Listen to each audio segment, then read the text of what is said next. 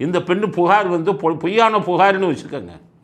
இப்போ அவர் இறந்து போயிட்டார், போலீஸ்காரன் ஜெயிலுக்கு போயிட்டான். இந்த பொண்ணு கொடுத்த புகார் உண்மையான புகாரா பொய்யான புகாரான்னு கண்டுபிடிக்கணும்ல.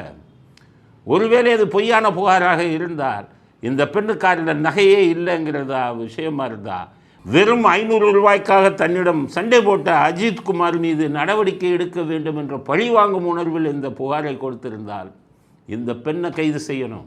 211 IPC 211 இந்திய தண்டனை சட்டம், இப்போ புதிய சட்டம் BNS 248. அது என்ன சொல்லுது?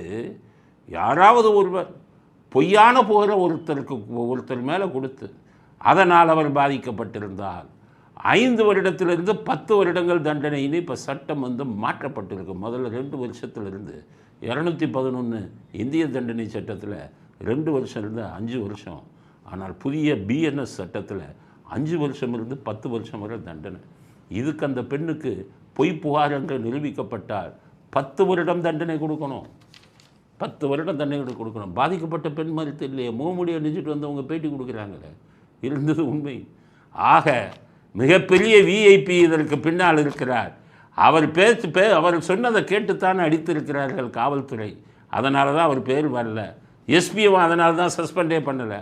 சொன்ன ஆள் பெரிய ஆளாக இருக்குமோ அப்படிங்கிற சந்தேகம் இப்போது வலுக்கிறது.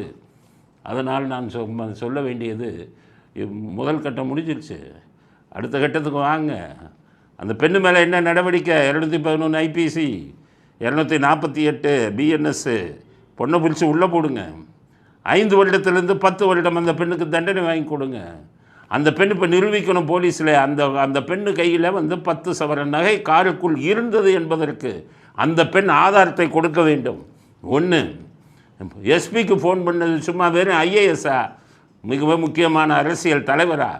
காரணம், அந்த மிக முக்கியமான அரசியல் தலைவரின் PA எனக்கு தெரியும் என்று சொல்லி அந்த பெண் மோசடியில் ஈடுபட்டிருக்கிறார் 2010ஆம் ஆண்டு. இப்போ வேலை வாங்கி தருகிறேன்னு சொல்லி 16 லட்சம் மோசடி பண்ணி இருக்கிறார் 2011. ஆக அதெல்லாம் திமுகவின் ஆட்சி காலம். இவர் திமுகவின் பெருந்தலைகளுக்கு வேண்டியவர் தான் அப்படிங்கிற சந்தேகம் வலுக்கிறது.